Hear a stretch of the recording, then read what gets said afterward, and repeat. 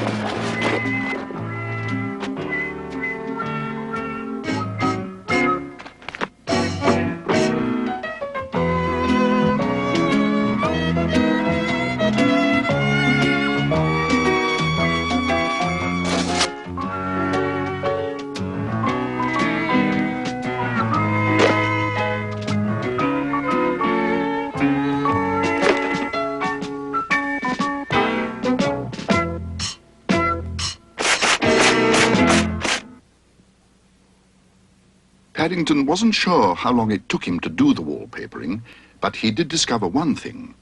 Apart from making him hot, it also showed up the ceiling. The ceiling definitely needed whitewashing.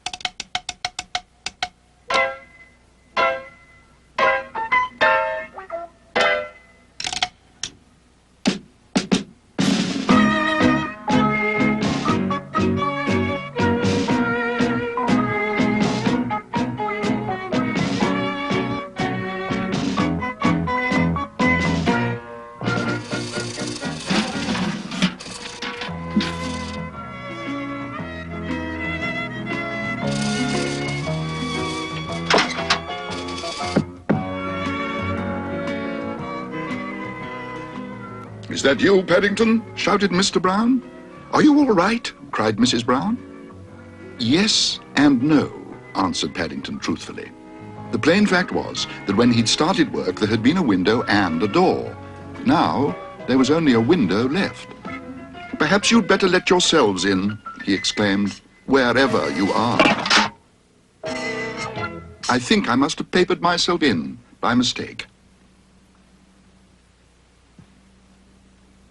Paddington expected to be in trouble, but when he was writing his adventure down in his scrapbook that night, he suddenly found himself with several extra lots of bun money. Mrs. Brown gave him some because at long last they had to have a real decorator in. And Mr. Brown's was because he hadn't wanted to do the job anyway. "Bears," said Mrs. Bird, "always fall on their feet." "Perhaps you'd like me to decorate your kitchen for you, Mrs. Bird," said Paddington hopefully.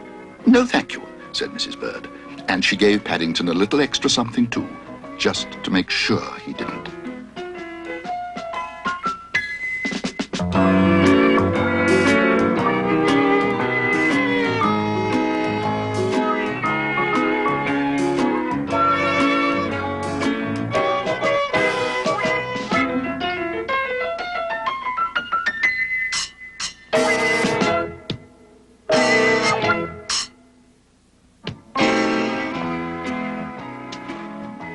One of the nicest presents Paddington ever received was a torch given to him by Mr. Gruber.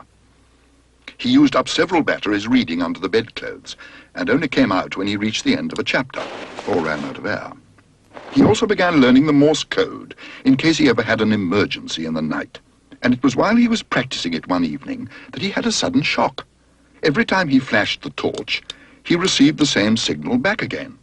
He tried the first three letters of his name. P-A-D. Dit. Da. Da. Dit. dit, da, da, dit, dit. It was all very strange. The light seemed to be coming from the direction of Mr. Brown's greenhouse, and it definitely needed investigating. In the morning, when it wasn't quite so dark. The next day, Paddington was up bright and early. Thinking the matter over, it seemed a good chance to kill 2 birds with 1 stone and test his disguise outfit at the same time. According to the label on the box, it was exactly the same as was used by Feathers Locke, the famous detective. By the time he'd finished, he felt sure no one could possibly recognize him. "Ah, there you are, Paddington," called Mrs. Brown. "I was wondering where you'd got to."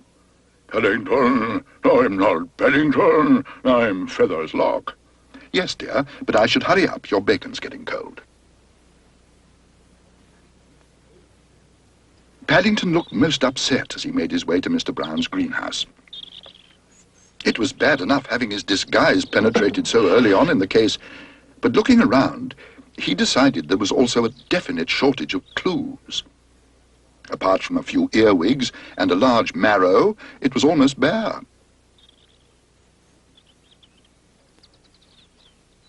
He consulted his instructions once again.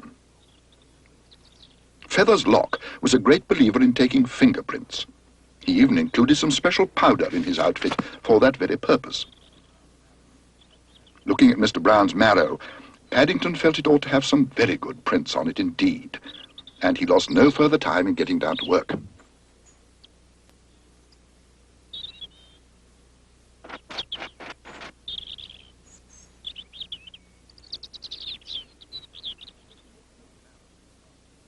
"Talking of marrows," said Mr. Brown at dinner that night, "it's hard to believe, but someone's been inside the greenhouse and taken my special prize one." "That's strange," said Mrs. Brown. "I found an enormous marrow on the lawn this morning. I thought you'd put it out for me." "You don't mean... Well, not... This isn't it, my prize marrow. It was a special out-of-season one I was entering for a show." All eyes turned to Paddington. He seemed to be acting very strangely. "That was my best clue we've been eating," he exclaimed. "It was covered in fingerprints." "I think I've suddenly gone off stuffed marrow," said Jonathan. "Oh, it's all right," said Paddington. "I checked most of them. They're nearly all my own paw marks. I expect I made them when I carried it out of the greenhouse." The Browns watched in silence as Paddington crossed to the window and peered through the glass. "The thing is," said Mr. Brown. "Why?" "Because someone keeps signalling from the greenhouse, Mr. Brown," said Paddington excitedly. "They were doing it last night, and they're doing it again tonight. Look. Dit-da, dit-da." "That's not someone in the greenhouse," said Jonathan. "That's the reflection on the glass from your own torch." "The reflection from my own torch," repeated Paddington, hardly able to believe his ears. "What are you doing now?" asked Judy. "I'm sending another message," said Paddington. "An important one. Dit, dit, dit, da, da, da, dit, dit, dit. That means SOS in Morse code.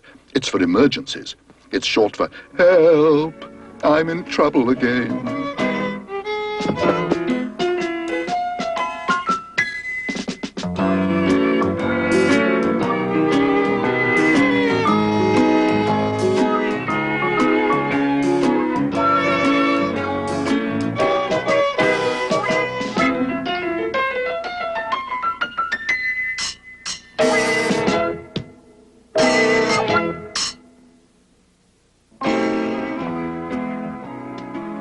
One morning, Paddington was having his elevenses with Mr. Gruber when he noticed an old vase. "Broken, I'm afraid," said Mr. Gruber, "and you may not believe this, Mr. Brown, but the person who did it actually called it a jug and offered me 4p." "4p for a spode," exclaimed Paddington. "He obviously didn't know its true value like you do," said Mr. Gruber. "Still, it is what is known as the slow season." "Perhaps I could stick it back together, Mr. Gruber," said Paddington. "It might speed things up a bit for you." Paddington took things very carefully on the way home. which was how he came to see a notice being put into a barber's shop window. It said, "Willing junior wanted, able to sweep floors and look after the shop while the owner is out, apply within." It seemed a very good chance to earn some extra bun money and help Mr. Gruber through his slow season into the bargain.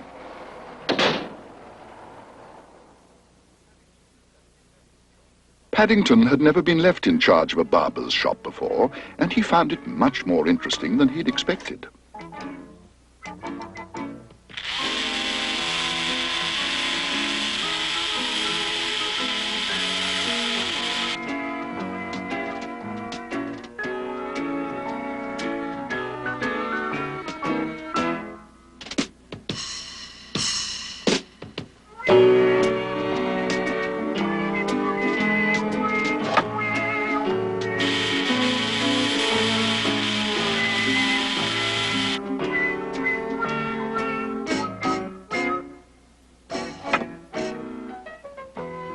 It wasn't until he switched off the clippers that he suddenly heard a voice.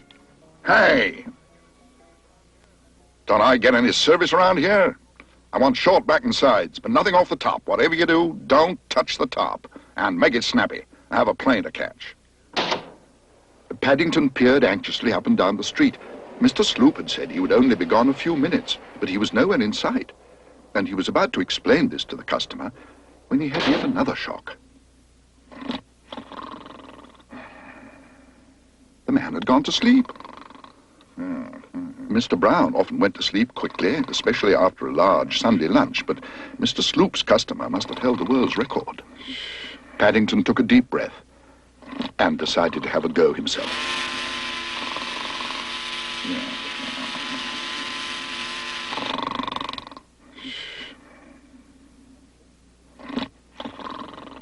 Unfortunately, when he'd finished, the man's head was so bald that not even a strong dose of Mr. Sloop's magic hair restorer made the slightest difference. Paddington was just toying with the idea of spreading marmalade over it when he caught sight of some clippings on the floor.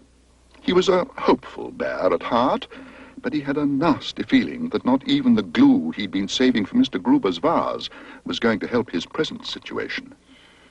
Most of Mr. Sloop's customers seemed to have ginger hair. Curly, ginger hair.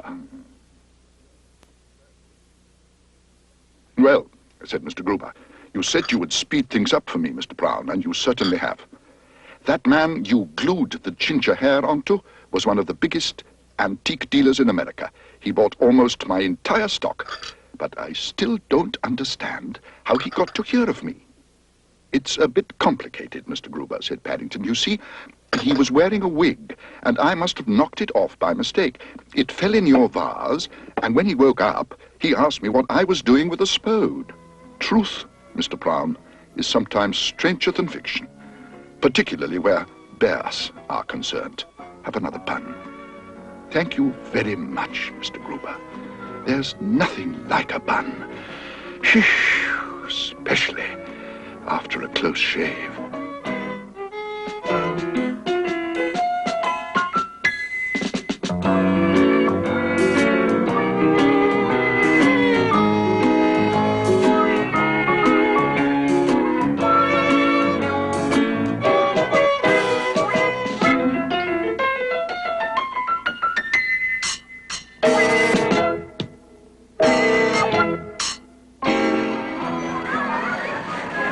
One day, Paddington was making his way down the Portobello Road in order to have his morning cocoa with Mr. Gruber when he came across a very unusual poster. But if the poster looked interesting, the view through the fence was even more exciting. And he couldn't wait to tell his friend all about it.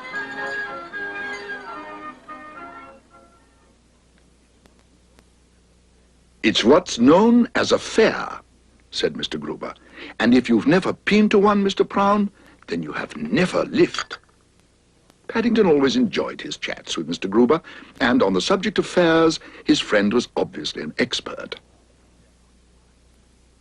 "There are slides, Mr. Brown, and roundabouts, and swings, and dodgem cars, and usually there is a big wheel. You must go on the big wheel." "It sounds very nice," said Paddington, "but is it very expensive? I've only got 10p." In that case, Mr. Brown, I suggest you visit the fortune teller first. She may know if you are coming into more money. Paddington needed no second bidding, and as luck would have it, almost the first thing he came across was a tent belonging to someone called Madame Zaza. The notice on the outside said, "Palms red, crystal gazing, patronized by royalty, satisfaction guaranteed." It seemed very good value indeed. "Excuse me, Mrs. Zaza," he announced. "I'd like to have my paw read, please. I want to see if I'm coming into a fortune or not." I don't usually do bears, said Madame Zaza. But if you cross my palm with silver, I'll see what I can do. Not wishing to spend his 10p, Paddington rummaged in the secret compartment of his suitcase. "I think I've got a Peruvian centavo," he announced. "They're silver." I don't take foreign coins, said Madame Zaza. Anyway, crossing the palm means dropping it in and not taking it away again. She broke off and gazed disbelievingly at Paddington's paw. You seem to have a very long lifeline. I don't think I've ever seen quite such a long one before. "I don't think it is a lifeline, Mrs. Zaza," said Paddington. "It's an old marmalade chunk. It must have got stuck on at breakfast by mistake." Well, I certainly can't read your paw if it's covered with marmalade, said Madame Zaza.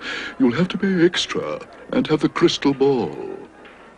Now, when is your birthday? "June the 25th and December the 25th, said Paddington.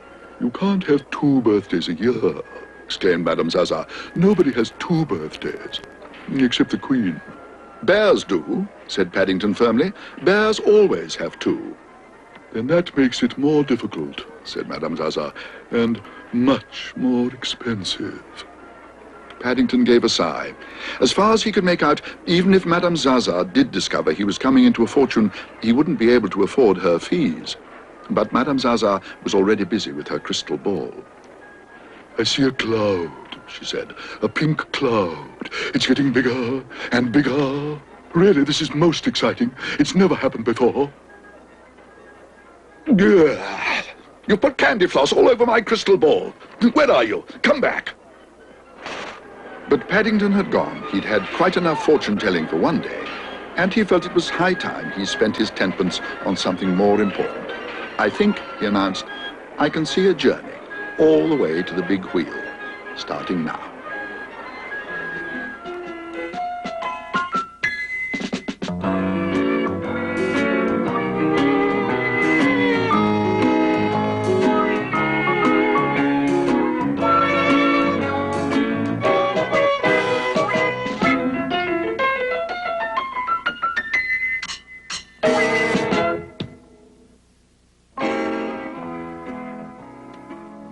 One day, Mr. Gruber took Paddington on an outing to an auction sale.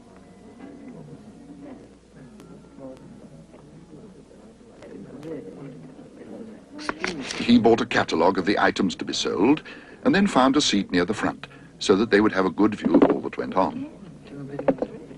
Paddington decided straight away that he liked auction sales. It was all very friendly. In fact, he hardly had time to sit down before someone waved. So he waved back. Then another man waved. £3 on bid.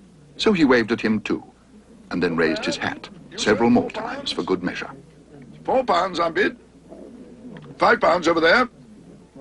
"Going," called the auctioneer, pointing at Paddington. "Going, going, gone." "But I've only just got here," exclaimed Paddington. "Don't worry," said Mr. Gruber. "That's the auctioneer. He's just sold something." Paddington gave the man a hard stare. "I hope it's not that table," he exclaimed. "It must be full of dents by now." "Lot 65, 1 carpentry set, sold to the young bear with the sandwiches for £5. £5? exclaimed Paddington. "For a carpentry set? But I've only got 10p. Mr. Gruber reached for his wallet. "I expect it was because you waved, Mr. Brown," he whispered. "You see, if you nod your head or even scratch your nose, I think it's a sign you're interested." Paddington sat very still, hardly daring to breathe. let alone nibble his sandwich, in case he bought something else by mistake. What am I bid for this old highwayman's pistol? Called the auctioneer. Once the property of Dick Turpin? I think I might try for that, whispered Mr. Gruber. I've been after one for ages. Come along, who's going to start the bidding? £10, called someone at the back of the hall. 11, called Mr. Gruber. 12, shouted the other man. Oh dear, said Mr. Gruber. I hope I don't lose it, Mr. Brown. £13. 14, shouted Paddington. Any advance on £14? 15, shouted Paddington wildly. £15, called the auctioneer. Going, gone. Sold to the young bear gentleman on my right. Mr. Gruber began to feel that perhaps taking Paddington to an auction sale wasn't such a good thing after all. Perhaps I'd better not do any more bidding, Mr. Gruber, began Paddington. I don't think bears are very good at it. Lot 67, a very unusual marmalade stand. Paddington hastily changed his mind. I'd like one of those, he exclaimed excitedly. Mrs. Bird's always grumbling because my jars get sticky. What am I bid for this fine piece of antique silver? 5p, cried Paddington excitedly. 5p, repeated the auctioneer. Did I hear someone say 5p? 6p, said Paddington. If you ask me, said a voice, that young bear knows something we don't. Perhaps it's a fake, said another. No one would bid 6p if it were a real silver stand. Going, said the auctioneer desperately. Is that all I'm bid? Will no one make an advance on 6p? Going, gone. And a very good buy indeed, Mr. Brown, said Mr. Gruber later that day. It more than makes up for the money we lost on your carpentry set and the pistol. It more than makes up for missing our 11s too, Mr. Gruber, said Paddington happily. Besides, I think marmalade tastes even better when it comes out of an antique, especially when it's a 6p one.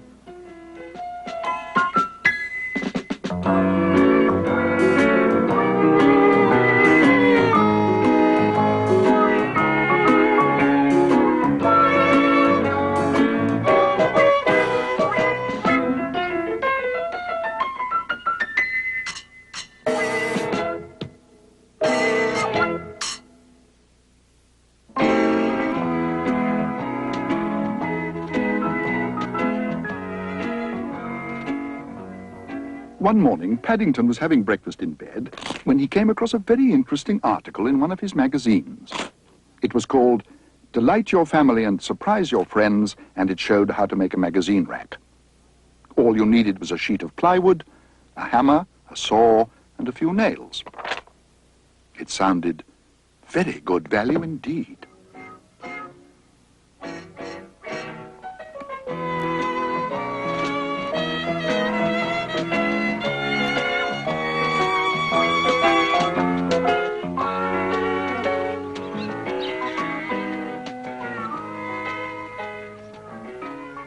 One thing the article hadn't mentioned was how to carry a sheet of plywood and a box of tools at the same time. If it had, he might not have bumped into the Browns' neighbour, Mr. Curry. Bear, bellowed Mr. Curry, what are you doing, Bear? Do it yourself, Mr. Curry, said Paddington. What's that? How dare you? Oh, no, Mr. Curry. I didn't mean you were to do it yourself. I meant I'm going to do it myself. I'm making a magazine rack. Look. Magazine rack? Yeah, I'd like a magazine rack, Bear. I'm going out now, so you can use my kitchen table to work on, but don't make too much mess. I don't like messes. If you have it ready for me by the time I get back, I may not report you for banging my nose just now. Thank you very much, Mr. Curry.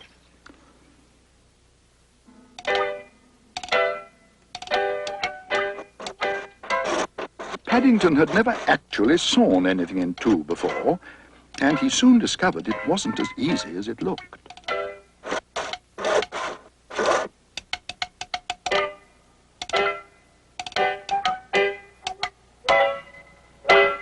In fact, it got harder and harder. It wasn't until he sat down for a much-needed rest that he discovered why. Mr. Curry now had two small tables with only 2 legs each, instead of one large table with 4 legs. It was really almost beyond repair. Even covering the join with marmalade and drawing the blind couldn't disguise the fact that it was also very wobbly. Paddington decided he had an emergency on his paws.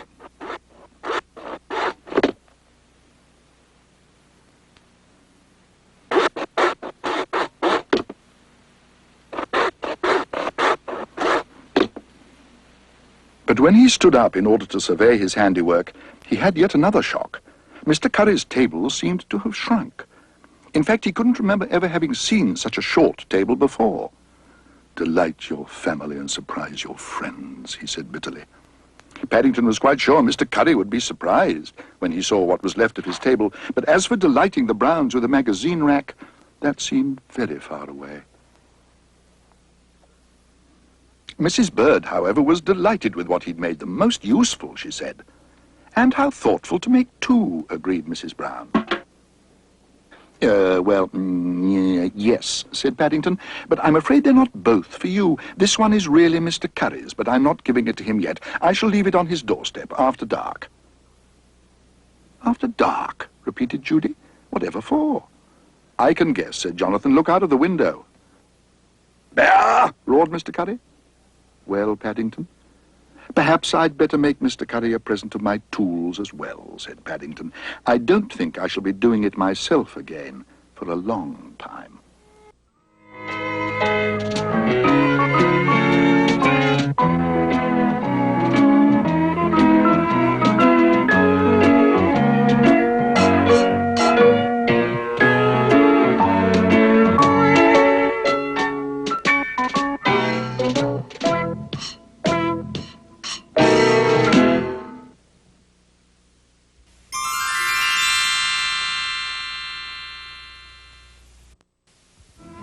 Look for more Paddington Bear adventures. Collect them all for hours of fun.